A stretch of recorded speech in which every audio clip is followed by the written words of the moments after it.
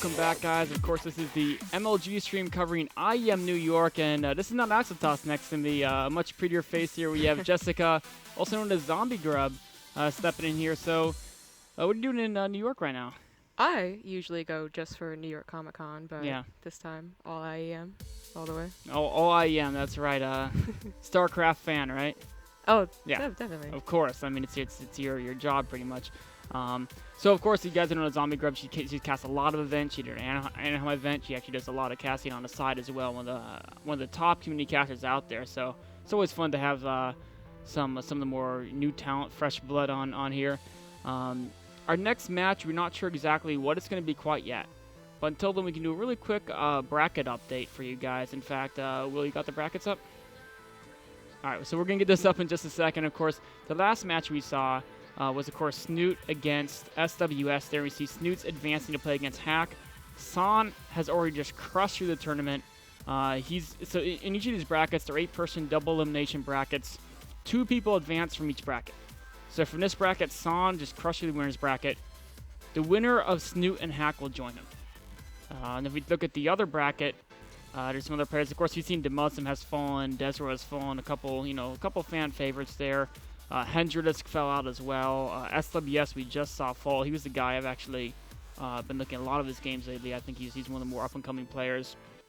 On the other side of the bracket, we haven't seen winner bracket final quite yet.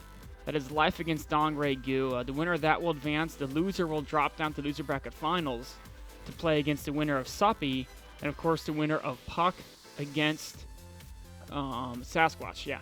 So that match is ongoing right now.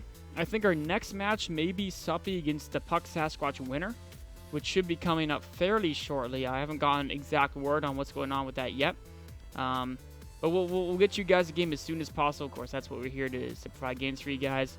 In the meantime, have you been at Comic-Con yet today? No. No, you haven't? You haven't checked out yet? No. Well, maybe Saturday or Sunday or... Oh, definitely. Yeah. I'm going Friday, Saturday, Sunday. Yeah, jump in there and check it out. So you said you've been there in the past, right? Yeah, I actually went last year, and I went last IEM 2011. Yeah. I got your autograph. Awesome. Yeah, I was there as a player actually back then. Yeah. I didn't do very well, unfortunately. I got knocked out in the first round. It's fine. Most of those premier events I didn't do too well. Wasn't quite at the level, but I had some good games every once in a while. So, of course, the event we're covering right now is IEM New York. It's being held at Comic-Con this year, going on right now in the Javits Center. It's about half a mile to a mile away from here, not too far. So this is one of the first times we get to cover a local event. We're right in the same time zone. We saw Nanoa on here on stream earlier. He's right now practicing, actually, over at Alex's computer because he's got a matches tomorrow. Mm-hmm. He was really insightful. A lot of cool stuff to see him on. Again, today is pretty much a qualifier round for tomorrow. But you've been to Comic-Con, for the last couple of years. You're going there tomorrow again. For people out there who haven't been to a Comic-Con, if you're thinking about going, what are some of the coolest aspects of Comic-Con? Oh, well, this is one of the biggest Comic-Cons, Yeah. and actually I think it's the biggest one on the East Coast. So you don't only get comics, which is obviously... it's Comic-Con. You get a lot of personalities. So cast from The Walking Dead, of course. You get a lot of nerdy personalities like Skolder and Millie for X-Files. Yeah. X-Files. And that's definitely one of the coolest things. And sometimes like random personalities just drop by. Like I think Captain America, Chris Evans dropped by 2011. That's pretty awesome. Yeah, it's just the community thing as well. You know, you can strike up any conversation as long as you're into semi-nerdy things, which everyone is these days. Yeah, in fact, over at my place right now, there's actually some friends of one of my roommates staying, and they're going to sell some of their artists, the depictions of comics, and there's like so many stands there of like independent, up-and-coming comic producers. There's like rooms where they talk about how to make good comics, or like the great ways to make storylines, and there's all kinds of awesome stuff there. There's like you said, there's all sorts of celebrities. Of course, there's IEM going on with the great StarCraft matches, and honestly, I think This is one of the most competitive IEMs to date so far with the player list. It's one of the more competitive ones. I would think so. Yeah. I mean, just out of this group stage, we're going to have very strong contenders. You know, Yeah. San finally, like, he's been having good events lately, just never really having that breakthrough one. And him crushing this group stage, you know, really sets him up for a good tournament. Yeah. I mean, and like you said, this is just the qualifiers are the Yeah. main thing. And the main thing we already, if you're watching the stream the last couple of days, we're showing some games from some of the guys we're going to see. We've got Flash, we've got Zest, we've got Curious, we've got, of course, we've got Nanoa, we've got Hyun. Yeah. A lot of amazing players. And actually, to talk about, I want to sort of mention Zest for a second because a lot of people are like, who's Zest, right? Because he switches his name every like year or something. Went from Wookiee to P7 Gap to Zest. He's I think he was like number 3 or number 4. He's in the top couple of all Protoss players stats-wise for the entirety of the Pro League season. This guy's one of the best Protosses out there. Plays for Flash's team. Yeah, he was actually fairly good in Brood War. His old nickname, like P7 Gab, actually means like something really demented in Korean if you like say it out. That's awesome. It is really cool, and I love seeing the guys from Casper because, you know, I wasn't in the Brood War scene until I was into StarCraft, but so it's all retroactive, but it hit hard, man. You know, when I got into Brood War, I was really getting into it, and I had a lot of friends that were really into it. So seeing them transfer over and also do really well is really great to see. So I've got a big question for you. All right. Who's your favorite Brood War player? If you had to pick one. I know it's hard to pick one, but Boxer. Boxer. Does that Okay. count? Yeah, no, it counts. I mean, Boxer was so like inspiring to so many people that when his military service came up, they made an Air Force team so he could keep playing StarCraft while, you know, in South Korea's mandatory military service while he was in the military. So there's no shame at all in picking Boxer as your favorite, one of the most amazing players. I still remember, I must have been over 10 years ago now. I think it was in one of the early WCGs. He like was playing some of the non-Korean league. It was a big favorite, right? And he like did some one-base nuke rush on him, and it was like one of the funniest things ever because in Brood War it was actually much harder to do nuke rush than it's in StarCraft 2 because the way it worked is you're giving up in Brood War. You basically wouldn't have the orbital equivalent of the orbital command was a comsat station in a way, and you wouldn't even be able to build that because you had to have a command center for every nuclear silo. It was pretty crazy, but I do have an update. So Sasquatch did defeat who he's up against. Sasquatch defeated Puck 2-0, which is a little bit surprising to me, actually. I've always been super impressed with Puck's play. So Sasquatch coming out big in ZVP. So our next match is going to be Sasquatch against Suppy. And that should be a great ZVZ. Two of the last Americans in this open bracket qualifier. In fact, actually the two last Americans, as we saw SWS lose to Snoop. And of course, the winner of this match will go up against the loser of Life against Dongrai Goose. So it's kind of a Zerg bracket, I guess, if you think about it. Yeah, it's actually really Zerg favorite. It's the top 4. Well, not the top 4 yet, but you know what I mean. So that's going to be really interesting. Sasquatch, I believe, actually in the Team Liquid event thread was one of the ones that they weren't expecting to do well, right? They said Puck and Suppy were above, and Suppy, of course, is one of the favorite Americans, foreigners. So to see, I mean, unfortunately, they're going to knock each other out. But yeah. I mean, there can only be one, right? Yeah, That's the way the tournament works. So you could put 2 people in the ring, only one comes out. But yeah, I mean, I actually thought the same way. I honestly would have put my money on Puck. I've been super impressed with a lot of Puck's play.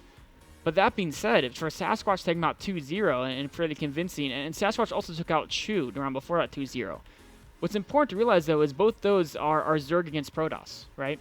And in the first round, he went up against Dongrai Gu, and he got taken out by Dongrai Gu. So, you know, maybe that means his Zerg versus Protoss, he's been coming up with a lot of good builds, but in an all-Zerg group, I don't know. I don't know, and Suppy is Suppy, so. Yeah, Sasquatch's going to have a really difficult time, but say he does defeat Suppy, and, you know, Life's been having trouble with the ZVZ. Historically, it's been his best, but he says he doesn't even like it. Yeah. And it has been, like, the key weakness in those top games, like, oh, ZVZ, great, and then bam, I lose terribly in the finals or whatever. Oh, it looks like we got a really quick update for you guys. DRG just lost 2-0. Oh, well, never mind. So, see that. Or sorry, never mind. I misspoke. He won 2-0. Okay. I had the wrong information there. So you were 100% right. Yeah, I'm awesome. Yeah, go me. DRG's DRG is through in this group. Now so Life will drop down. The winner of the match we're going to cast right now, they're doing vetoes right now. the winner of Suppy against Sasquatch will go up against Life. Yeah. And like you said, like that's actually a really good point. You know, Life maybe has been struggling a bit with ZVZ. If you look at his road so far, DRG is the first really known Zerg player he's gone up against. Yeah. So the fact he lost 2-0, you know, this could be the room for the upset. Yeah, it right? definitely could. I mean, Life, you know, everyone wants him to get back to his peak form, but this is a group that does not play well to him and is, you know, obviously his Zerg weakness. So, you know, Sasquatch or Suppy could have a very good shot of getting out of this group. So, in knowing these players, Sasquatch is one of the guys who, at least from my experience playing with him, he's kind of crazy. Like, he has a lot of unique builds he does, and they're kind of all over the place. He has a lot of unique approaches to a macro game, and also a lot of kind of crazy early aggressive builds, which a lot of Zergs don't have. I mean, talking about Life, he's one of them who does have that in his repertoire. But for example, I haven't seen Suppy be super aggressive in ZVZ too much before. No, but the good news is, I guess, for Sasquatch fans out there, is that since he is, for Suppy fans, is that generally the Americans and the foreigners are better suited towards that weird play. So, like, if it was Sasquatch versus Life, I'd be like, oh, Life's going to be like, what are you doing, buddy? But, you know, Suppy might, you know, actually even ladder with Sasquatch and met him a lot of times. So, yeah, that's good for the Suppy fans out there. Yeah, Suppy, of course, one of the most popular Zerg players from the Americas. Of course, a collegiate student, you know, plays for the UC Berkeley CSL team. Is been one of the star CSL players for last year or so. And that's kind of a question that, going forward, you know, it's always a question: is how much can you balance university and playing the game? And if you ask Paul, obviously he makes it work pretty darn well. Of course, actually, that's I was talking to, or Alex was actually, Paul's manager actually staying at our place right now, and he was saying that one of the hardest things at Paul is choosing what events to go to. And that's why he qualified for this event, but he's like, I've got WCS, you know, I've got to do it, and he's like trying to figure out how many events he can go to and still perform well in school. And this is one of the events he's like, if I do this, I won't be able to do, you know, WCS America. So there is that challenge, and then how has Suppy been balancing a challenge, and how much has he been practicing it lately versus how much has he been focusing on school? I mean, the fact that he's already at round 3 in a very competitive tournament probably means he's in pretty good shape. He did lose to DRG, but on the way he's taking out Shu and Siphon, which is again actually 2 Protosses coincidentally. So both these players have been crushing the Protoss, but not.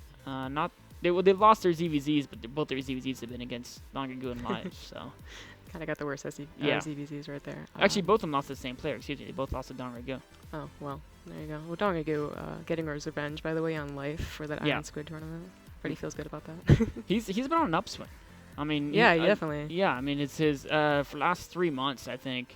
He's one of those guys who, if you look at, looks like we actually just got news of the map pool. So it's going to be Yansu is the first map, which you haven't seen it today. So that's kind of cool. Players have been featuring that pretty frequently. Then Whirlwind, and then Frost. So we've got actually 2 maps, the only 2 4-spawn maps in the map pool. They've kept both those maps. And in ZVZ, 4-spawn maps are kind of weird because normally it's like, okay, you send that Overlord, and at least, you know, you'll see if they're getting a natural fairly early or not. On the 4-spawn map, you don't have that same assurance. So there's more room to do like 14 gas, 14 pool, and kind of catch your opponent off guard. Yeah, definitely. It'll be interesting to see how these 2 play out. I'm really looking forward. You know, Frost has become one of my favorite maps. Unfortunately, I've had wrist injuries, so I haven't been able to play it on it that often. But when I watch it, I just think that it's one of the best maps to come out. Like, I don't know if that's too far to say, but in my opinion, it's, you know, it's well made. It looks pretty, which is always nice, and it plays really well. It leads to some very great macro games. ZVZ maybe not so much, but. Well, I mean, we'll have to see. On a big map like this, if it's cross-map, for example, if they both go roaches, it's a big enough map. It might be so hard to attack. Like, we'll do committed attacks. There'll be a lot of, like, small roach hit squads. But it might be hard enough to do, like, that committed roach attack just because of the rally difference between the players. That we may see some weird, crazy ZVZ late game. We did, you know, one thing I'll talk about Frost that I actually love is people. There's a lot more room for creative builds on a map that it's a little bit bigger, a little more prone to macro. And we saw that with Snoot against the Muslim game 1. he went for a really fast fourth base. He went fourth base before any evos or lay or anything like that. And it's because the way the bases lay out in Frost, you can kind of compare it to Whirlwind in a lot of ways. But I think the fourth is easier on Frost. Unless you're a crossbond Whirlwind, it's easy too. But yeah. Well, Frost, it's always, it's a decision which third you're going to take. Yeah. So that kind of plays in the, easier fourth, and that you could be a third, technically. But, speaking of late ZVZs, so I've been casting for some WCS Challenger EU. Yeah. And, oh my god, there was the craziest 2 ZVZs between TLO and... I can't remember the other guy, unfortunately, but it went to TLO, got Swarm Hosts, Infester, and then Spinecrawlered it up, and that was the late game, versus Ultralisk Queen Baneling. That's actually pretty crazy. So it's like a burst army against like a kind of a long-term grind out your opponent army. Yeah. It went twice. Is what the insane thing was. Yeah. All 3 games they opened, fast Mutalisk, 2-base Mutalisk, no harassment whatsoever, and then they just went in that. And usually you don't see that. Usually it's one person dies because they have fewer Mutalisk, and then it's run over, or they decide to transfer out. But this time they just transferred in a hive, and I was like, what am I seeing? For those interested, and I guess spoiler alert, TLO did lose both of those games. The first time he just was a little behind, a really great game, and the second time the Banelings actually got on to the Swarm Host, which is never what you want. Oh, wow. So at 10. So he must have missed the fungal or something, or didn't. He didn't have any fungals left. Yeah. It came down to him trying to snipe overseers with Viper pools to try and make sure the Swarm Hosts were killed. Yeah. Almost worked. Almost worked, not quite. Of course, TLO will actually be playing tomorrow. I'm very excited. Yeah, so we get to see, maybe he didn't do so well in Europe Challenger. That was this past week, right? Yes. All right, so that was still the bracket stage, or was that it was in in groups? groups? It was in groups. Yes. Okay, so he might actually be. Sorry, I haven't kept up with all the European results. Did he actually? So in the group stage, of course, he plays multiple series. Is he out of that, or did he? I'm pretty sure he went through. Oh, he went through. Okay, so even though he lost the one series, he still went through. That's good. So we'll see some more teal in the future. So this map, we talked a lot about Frost, but the starting map is actually going to be Yansu. Frost is coming out. In fact, the final map, so you may not even see it if it's a 2-0 other side. But Yansu is one of those maps that it actually rarely gets into a series with the veto process. It seems like there's always someone who wants to veto it. At least, like Protoss, I think Protoss tend to veto it very frequently. It's a third's a little bit tricky on Yansu for Protoss against Zerg. Drops are actually one of the hardest things on that map. But in the ZVZ, of course, it's a little bit different because you have the fact that it's a mirror. Now, the fact that either you're third or fourth, it is another map where almost there's 2 bases you could take as a third. You could take the more forward one on the high ground. It's kind of easy position to defend, but it's so close to your opponent, they can rally almost as fast as you can. Or you could take the one further back where the entryway to your third's a little more open. But of course, the rally distance is further away. And I don't even know if I've seen that many ZVZs on this map to really say which is the better third as far as ZVZ goes. I actually would think this is one of the trickier maps to take a third against aggressive speeding baiting play, which if both players go for mutas, that's often the game, right? That's the speeding baiting. Who can obviously if one player gets a third up, the other one doesn't. They're just gonna get more mutas and win from there. So exactly. Well, here we are. Looks like the game has just started. First map on Yansu. The score is still 0-0, and at the upper right-hand location, we have the Red Zerg representing EG. A big fan favorite here. We have Suppy. Oh, and playing the mind games, his opponent representing Complexity, the Blue Zerg, Sasquatch. All right, Suppy's this is why he's a fan favorite, though. Yeah. Really, he's really open about when he plays games. It might be, a nervous, release or something like that, but he's always so fun. And I personally like him because he, had some origins in DC, which is where I'm from. He was part of our little group. Hasn't come back to visit us, but that's okay. I'll forgive him. Maybe he will one of these days. Maybe after university, perhaps. So actually, I didn't actually know he came from DC. Yeah, he was at the first DC dinner, and that's been going on for about 3 years. He's still in our chat. He just pops in every once in and often and just says, "What's up?" And we're all like, "Conan," and then he never says anything. That he's a very friendly guy, so always pop in and say what's up. I've actually been to a couple when I used to live in Northern California. Went to a couple bar casts with him, and He's actually one of the most friendly guys out there, and which is kind of the way these players are talking. In fact, we're going to bring up the chat again really quickly. You can see they're both obviously very familiar with each other. You know, a lot of the Zerg players from the Americas really kind of collaborate together really well. So they're very familiar with each other, and you can see they're both kind of talking to each other a little bit, and it's always a border. How much of this is friendly banter between friends, and how much is it like trying to get the guy in the friend zone? In the StarCraft sense, not the relationship sense, the friend zone where of course he's not thinking in that killer instinct. I'm in a Premier League event, and wow, actually look at this already. Suppy's getting 6 Zerglings, which is fairly unusual because your opponent will spot it, and they can usually defend appropriately. Of course, Suppy went with a much earlier spawning pool. He's getting gas off of 1 base, and I was saying this might be something we see on the 4 spawn maps, Frost and Whirlwind, but sacrificing your economy early on a 2 spawn map, you know, you'd think Sasquatch is up 4 drones. He scouted this. What's going to be his response? Oh, well, Suppy is going for that hatch right now. He's going to chomp away, and Sasquatch, you know, he's already getting 8 lings and a queen out, so they're going to do a little dance down there. He's going to see what he's going to be able to do, and, you know, I'm pretty sure he's not going to get that hatch. There's just so many lings already out from Sasquatch, but as you said, Suppy is, oh no, he's actually started a drone, but he will have that much faster gas when everything's said and done. And did he get any drones right there? He got 2. 2, yeah. Two drone kills. Of course, Sasquatch pulled forward. That is going to be Sasquatch still with a 1 drone advantage. Now, with Suppy's droning behind us, he may get 1 or 2 drones up, but it is going to be 2 hatches against 1. Of course, Suppy, like you said, will have the gas advantage, but, I mean, speed will take a while to complete. In the meantime, Sasquatch will have his queens out, so this is kind of interesting. And look at Sasquatch, of course, in a 2 spawn map, you can always identify the timing of your opponent's expansion, and he's just going to get that spawn core knowing that his opponent hasn't even started a hatchery yet. Yeah, that's Sasquatch is in a pretty good position right here, and it's funny that you're talking about getting him into the friend zone, quote unquote. Yeah. But because, you know, oftentimes I'll always say people who talk on ladder, as mean as it sounds, are going to cheese me. Yeah. I'm always so worried about that. I feel like Sasquatch may have been as well, getting that, you know, he didn't go hatch first, right? He was very prepared for this. Yeah, he had to pull first out. If he went hatch first, he would have lost the hatchery against this build. Now, it's not like he would have instantly lost. I mean, Suppy doesn't have his own hatchery, but the build he chose is almost the most optimal way, where you take some damage, you lose 2 drones, but now you're in a situation where, yes, you're down in economy right now. Okay, now he's droning up, but over the next minute or so, Sasquatch should be able to drone up very aggressively, and now that he's spotted the fact his opponent is expanding against him, he's going to build nothing but drones for the next minute or so. And of course, he has a lot of queens.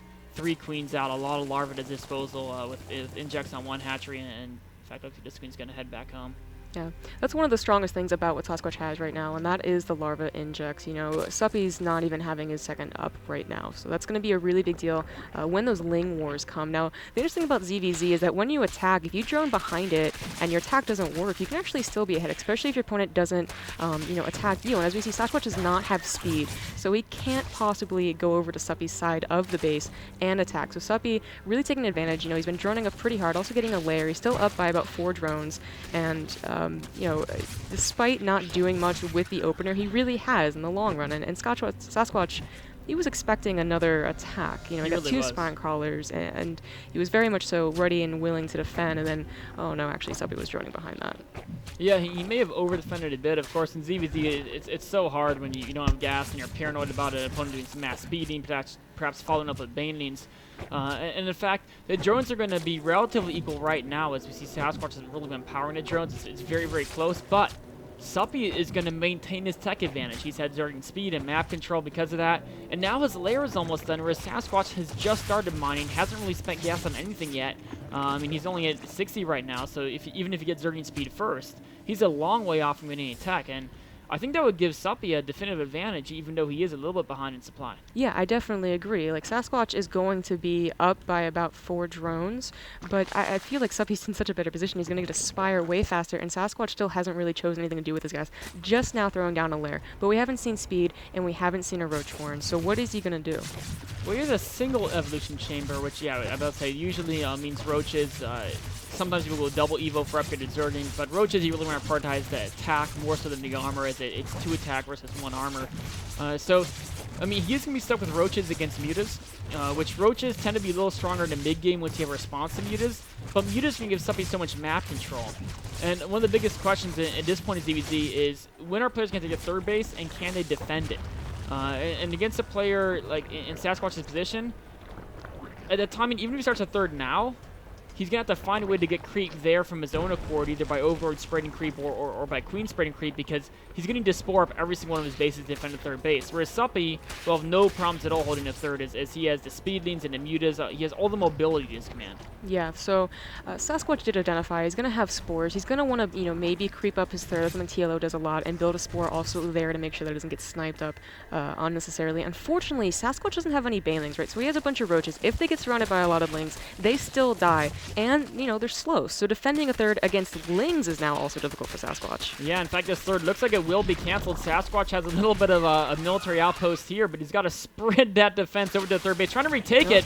But the spine crawler they're going to sprint to the right. Yeah, they're going to sprint to the right, get out of the spine crawler range, and actually focus that. Oh! No, cancel. Ooh, that's not good. Yeah, so he canceled, that's already money lost, and then he didn't even cancel that one, so that's really unfortunate. Now, it looks like Suppy, he's only going to make these 8 mutas or so, and then he's going to go into Roaches. He's not going to stick on it, which is something that we saw a lot before Heart of the Swarm was, muta versus muta. So this is really back to that old style, only getting a few for that map control, clearing out the Overlords, and then going into your own Roaches. This is kind of a cute move I haven't seen for a while, where he's actually taking out all the creep tumors of his opponent, took out 3 creep tumors. When you're playing mutas, one of the threats, a lot of people will just keep getting queens and go straight to infestors, which is exactly what Sasquatch is doing. And queen infestor, of course, is great against mutas, but if you can deny the creep spread, it's going to mean the queens have a lot harder time getting where they want to get. Now, of course, there still will be enough creep to connect the bases. Still has plenty of queens can re-put those tumors. But at least that means a little bit less energy for transfuse as they're having to replace some extra tumors. Yeah, so Suppy, watch how he controls these mutas. He's going to be using them on the outskirts, picking off whatever he can, including those creep tumors, which you were talking about, are so important because he's relying heavily right now on that queen defense. And even when he has those infestors, those are no longer that easy kill that they once were. You need the queens behind them because if you're not careful, the mutas actually snipe the infestors. So, it's very important that these queens have that creep spread, and Suppy's doing a really great job controlling this game.